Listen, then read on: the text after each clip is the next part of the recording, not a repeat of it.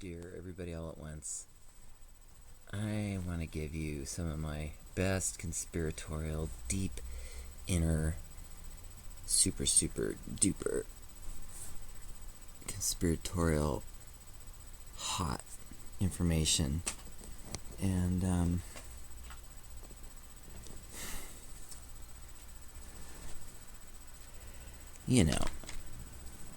I know you all want to know what the real ultimate conspiracy is and what the most ultimate shocking revelation is. Is it flat earth? Is it the secret shadow government bankster reptilian underground tunnels? Depopulation?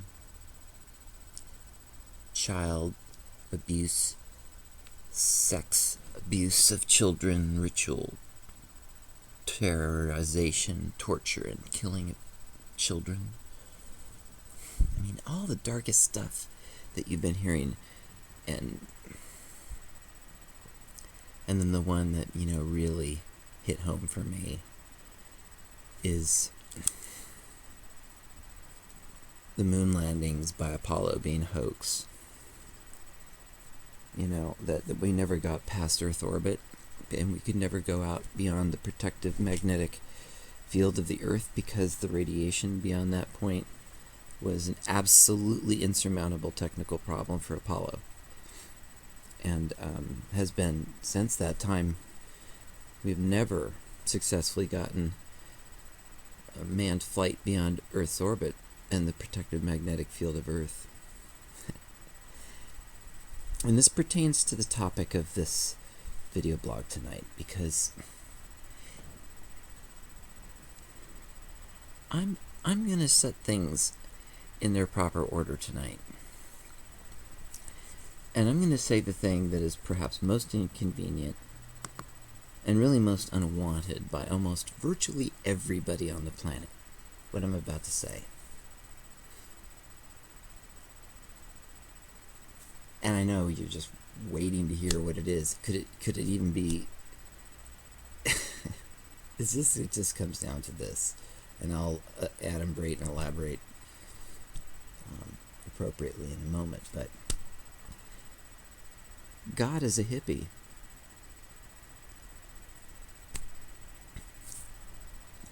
This is my way of saying the one who was to come is here. And that's Adi Da's language. So I'm using my language to describe something Adi Da's describing about himself. He is the promised God-man. He is the one promised as the second coming in Christian terms. He is the one promised as the Mahdi in Islamic terms. He is the Maitreya Buddha in Buddhist terms. And you can go down the list of the world religions. They all have a prophetic dimension that mentions that there's going to be a final coming of God. And just as a side point to you Christians, do you ever come to a clear consensus among you Christians? Is the second coming going to be Christ, or is it going to be God the Father? Now, I want you all Christians to chew on that point. Go amongst yourselves later on, and that's your homework. Although I have to give you the answer. It's God the Father that's coming, not Christ.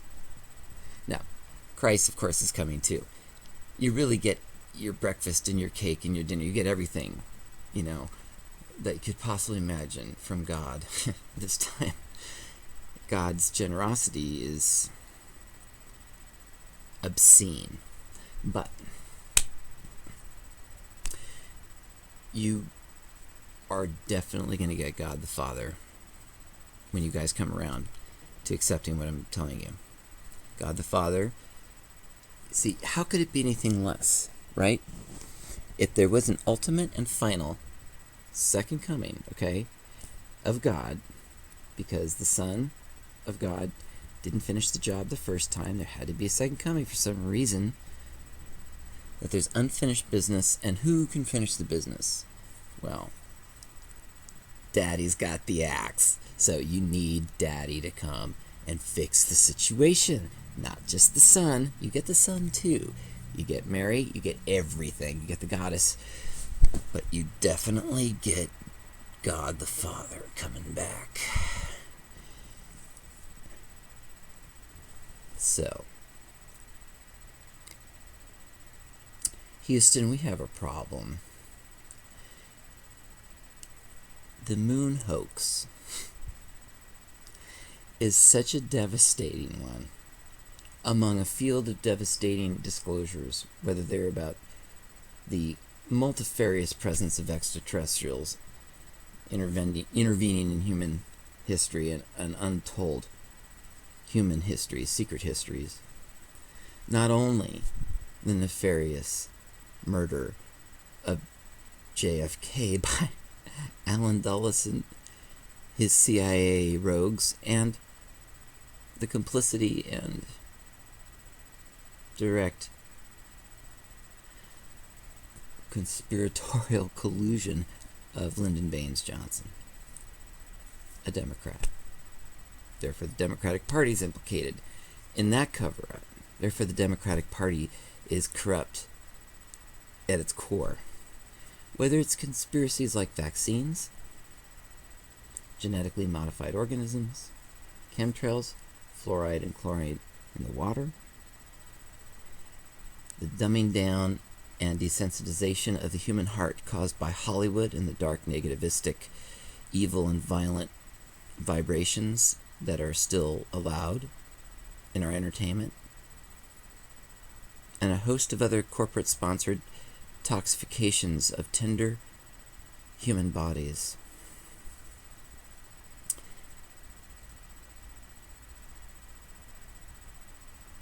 The moon hoax stands out for some special reason, and for me personally, as being a disclosure that is truly shattering to my worldview.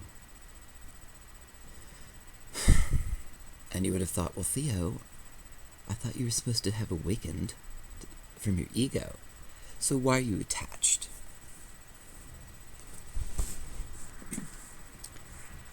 Well, my personality patterning is attached, for one thing. Just because you transcend your ego doesn't mean you don't have the human responses that you had before. They're just not exacerbated by an untold depth of chronic stress caused by moment-to-moment uninspected self-contraction. Absent that, you still have personality patterning, like, I care that my father cared about the moon landing. My father loved it. The rocket, the Saturn V, was the epitome of technological complexity. The LEM, the Lunar Landing Module, was such a risky proposition to get that far extended out into the unknown and do it successfully on the first attempt.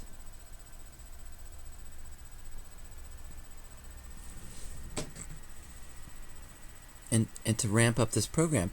And, okay, I had a suspension of disbelief about the complexity of the Apollo program because of the success of the Manhattan Project and the success of the D-Day invasion.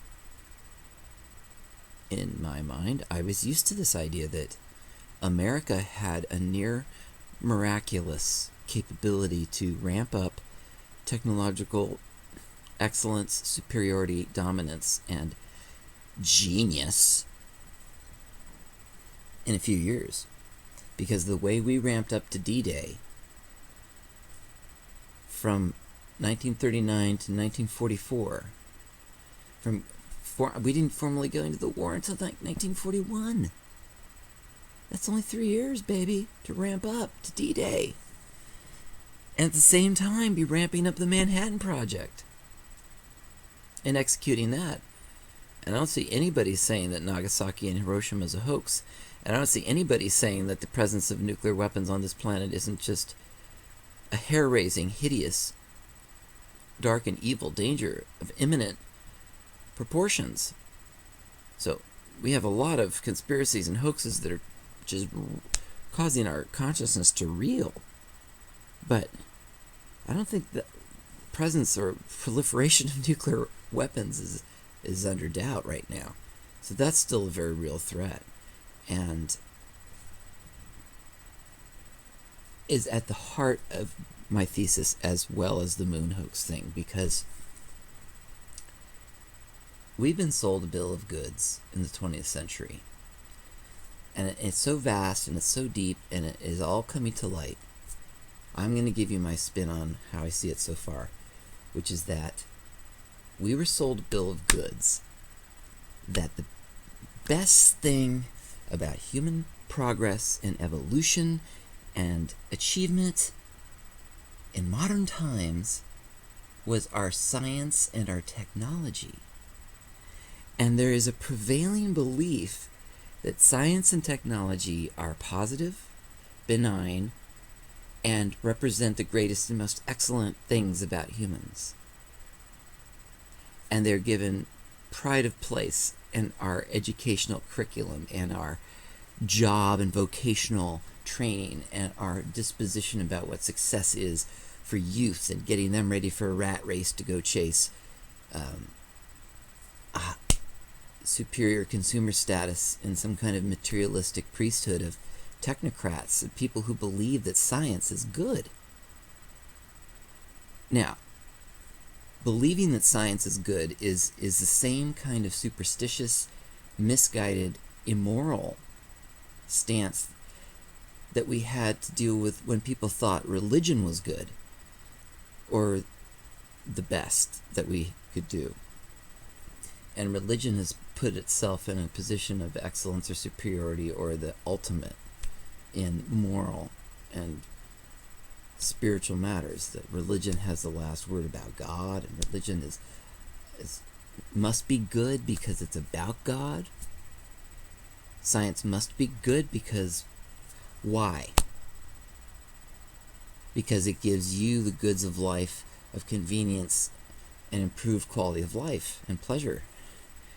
Because science and technology has made you feel better and more pleasurized, you're prepared to suspend your disbelief about the incontrovertible fact, that science and technology are an evil hoax driven by a satanic materialistic philosophy that says when you're dead, and you're just a sack of meat guided by a meat brain and hormones and genetics that are like that you're genetically driven to compete like some ferocious animal against other mindless ferocious animals in an endless jungle of materialistic competition.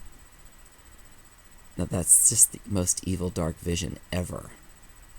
And science and technology are wedded to the satanic materialistic belief that when you're dead, and that consciousness is a secondary byproduct of material interactions. And that's one reason why science and technology is a hoax.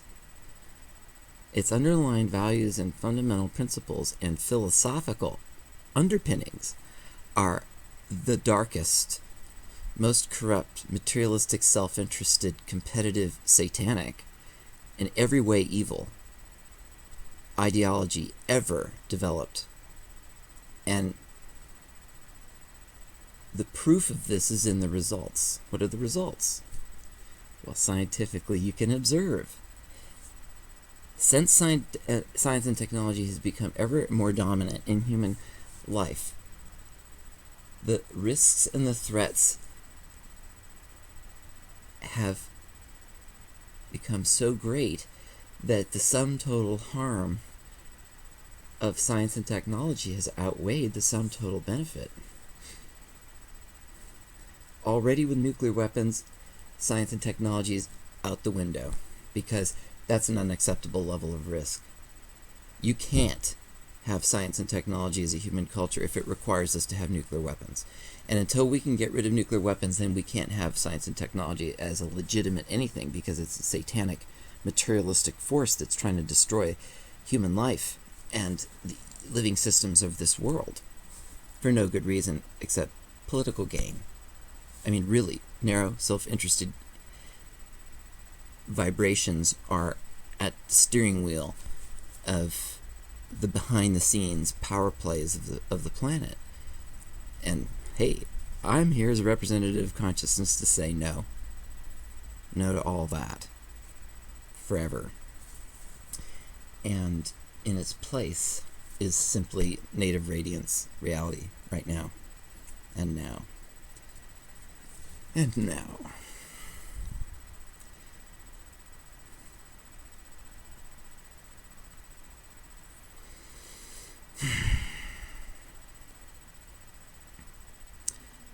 So science and technology is the biggest hoax and sham of them all. The materialistic philosophy that undergirds science is wrong and evil to the ultimate degree, and the results of science and technology are genocide, mass technological tyranny and enslavement of the human race,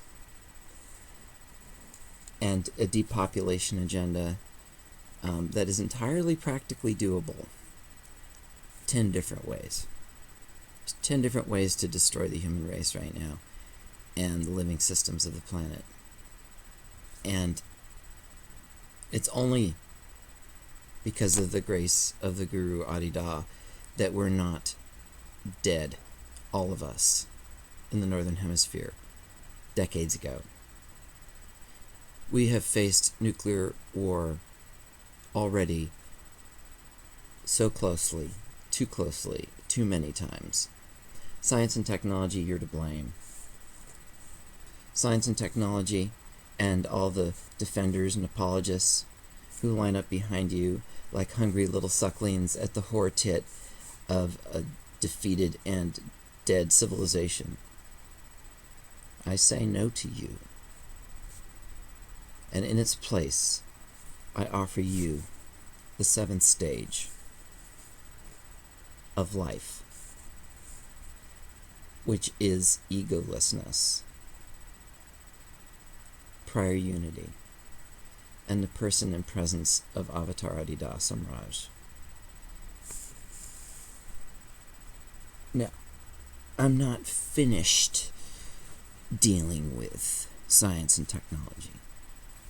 But I want to tell you, you fucking lying sacks of shit, at NASA, and the technocrats in every crevice of this planet who assume you can control us. You can exploit us. You can make depopulation plans on our behalf. I'm here as a representative of consciousness and everybody all at once to say no. Nay to those plans. In their stead, we are, everybody all at once, constructing the Global Cooperative Forum, to which all are invited, and in which all have a stake, for the common interest in our planet and its destiny.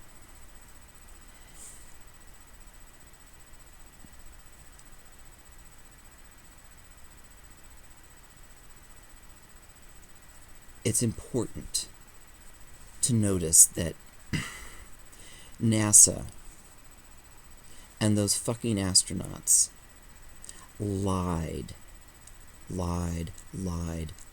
to us to defend the veil of secrecy over the weaponization of space and NASA as a military instrument for global domination. And the Russians got the first pick of the Nazi rocket scientists because the Russians were first to Berlin and the first to beat up Germany.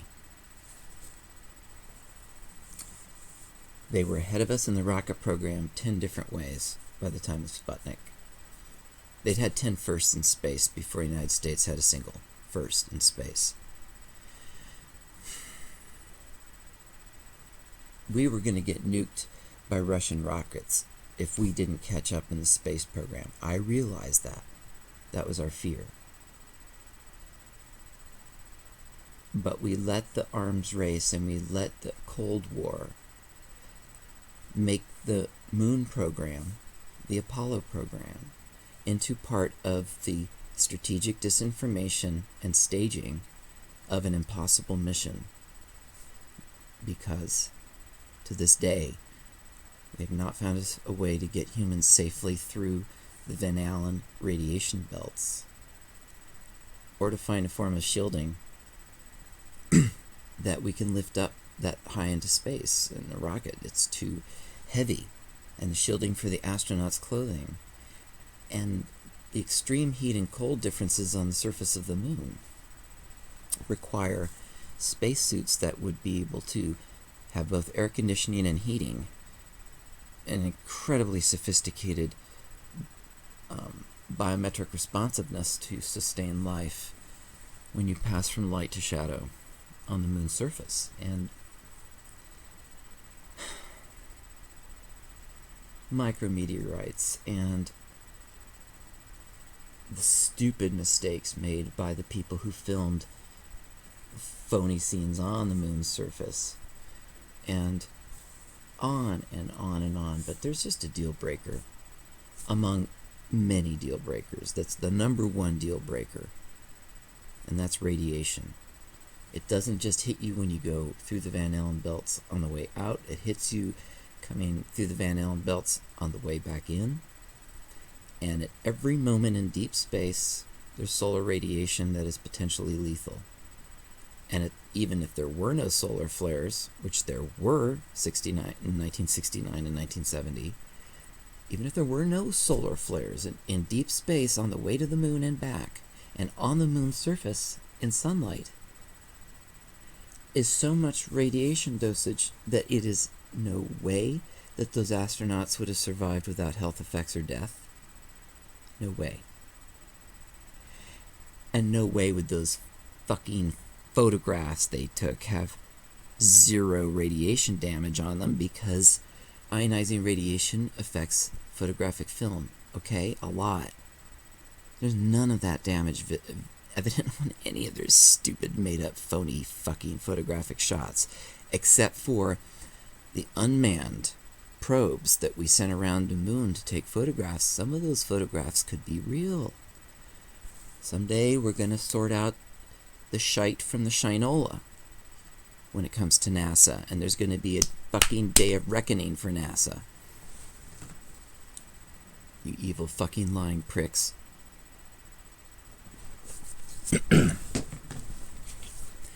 But what this means at the deepest level of our civilization and our consciousness is that the core myth of Western civilization and America the Beautiful is blown to shit. The final piece in this bullshit is just turning to shit. Because we held up the fucking Apollo space mission as the only reason that we could justify that science and technology wasn't really just about the nuclear bomb and really going to wipe our ass out. And was really evil all along. And always made up on an evil philosophical basis. Ego. Uninspected, untranscended. At the individual level and the collective level is the ultimate conspiracy. And the ultimate dark thing to be understood.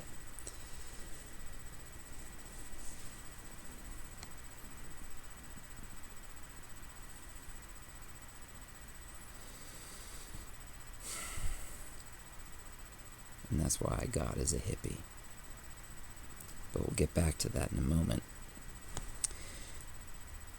The only thing, the last moral shield to protect the legitimacy of science and technology was that, well, motherfucker, I know that science and technology made the nuclear bomb and could destroy everything and everyone, and therefore must be evil. But there's the moon landing. See, we can land a man on the moon. That's what it means to be American. That's what it means to defend the core ideology of science and technology as being all that, as being good for mankind and necessary for your prosperity. Oh, God.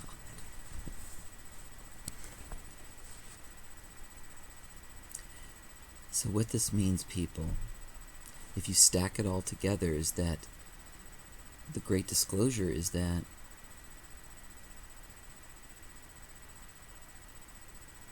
all religion is wrong and causes more harm than good. All of science and technology is wrong and causes more harm than good. It's not to say that, we can't have bicycles and sustainable bionomies and right use of technology. I'm not saying that's impossible. I am saying that science and technology as a basis for civilization, as a basis for philosophy and understanding of what reality is a satanic, reductionistic, intentionally dark, evil sham. Science and technology is not it. It's not the ultimate. And it's not morally neutral. It's causing more harm than good. Anything that causes more harm than good has to be questioned. It has to have its moral legitimacy stripped from it. And it has to be retooled, or quarantined, or converted, sufficient to prevent any and all destruction of the biosphere or the human species.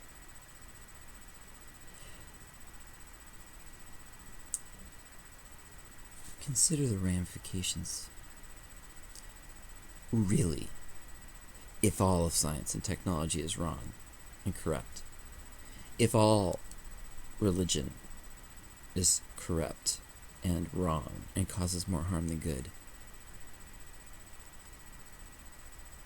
what's left that's good in the world? Well, this may seem maybe a little weird or a little shocking or a little disappointing, or I don't know what to you people, some of you people, but what it comes down to is that it's not militarism or war that is the cool thing about human beings. It's not science and technology that's the cool thing about human beings. It's not religion that's the cool thing about human beings.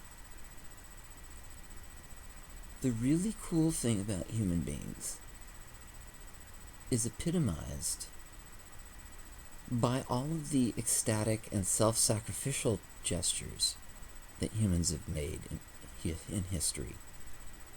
Epitomized by this combination: the early modernism, art and cultural movements in the West, combined with the hippie movement of the 60s, the black civil rights movement of the 50s and 60s, the environmental movement, the organic food movement, the gay rights movement, the women's movement, the Native American movement, the Save the Whales, the anti-war movement, the anti-nuclear weapons movement, the anti-nuclear energy movement, the sustainability movements, every civil rights and hippie movement, and all of this epitomized and culminated in the ultimate movement thus far, which has been rock and roll. Rock and roll is what is greatest about America, not the Apollo moon mission, not the atom bomb, and not science and technology per se.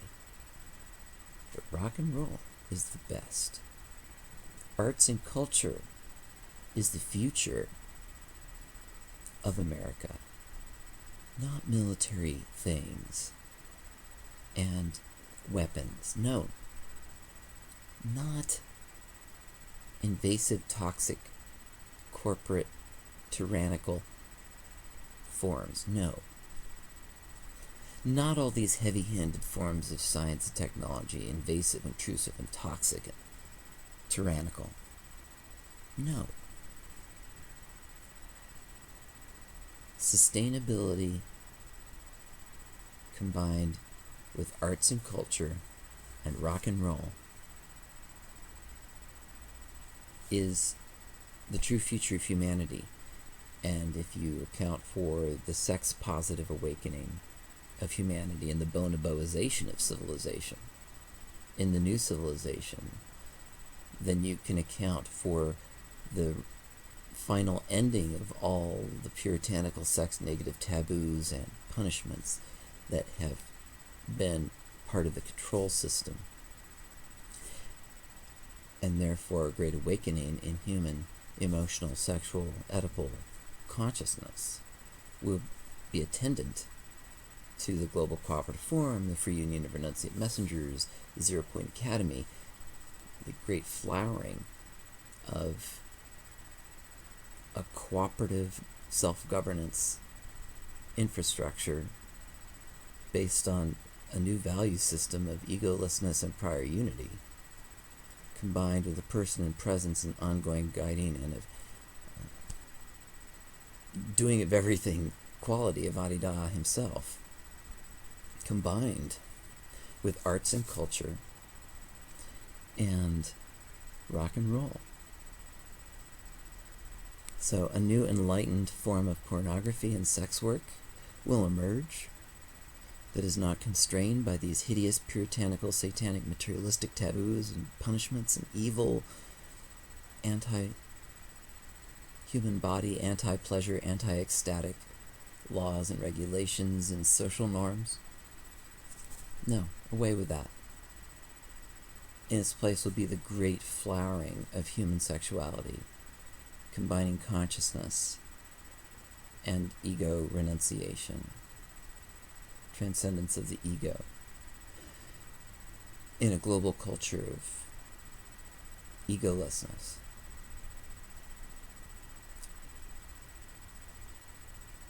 That is the great flowering of arts and culture and rock and roll, is this emergence of Adida himself in history as the awakening of every being throughout the cosmic domain, as the universal awakening of all beings everywhere in all dimensions. That is the greatest vision and revelation of all. That because of Adida, all are now invited and capable of awakening to the seventh stage, or to the perfectly egoless, transcendental, divine self-realization. Ultimate enlightenment is the capability of everyone, ordinary people. And that is the ultimate revelation. And the ultimate significant thing. And isn't that great to know that there is something that's going to replace our shattered paradigm of the supremacy of science and technology in its constant battle with the other fake, phony authorities on the planet, religions? No. I tell you now, all the religions are shattered, demoralized, fundamentally corrupt. Only the Buddhists, don't have a nuclear bomb. But for how long? But the Hindus got a bomb. The Muslims got the bomb. The Jews got the bomb. The Christians got the bomb. So fuck all y'all religions. Fuck all y'all. We don't need you. Fuck science and technology as a occult, blah blah priesthood of nonsense. We don't need you. All we need is everybody all at once. Each other as the same, non-different, non-divided. And Adida himself in person. And everything else will get sorted out on that basis. And I love you. I love you all. But I will not tolerate the ego culture anymore.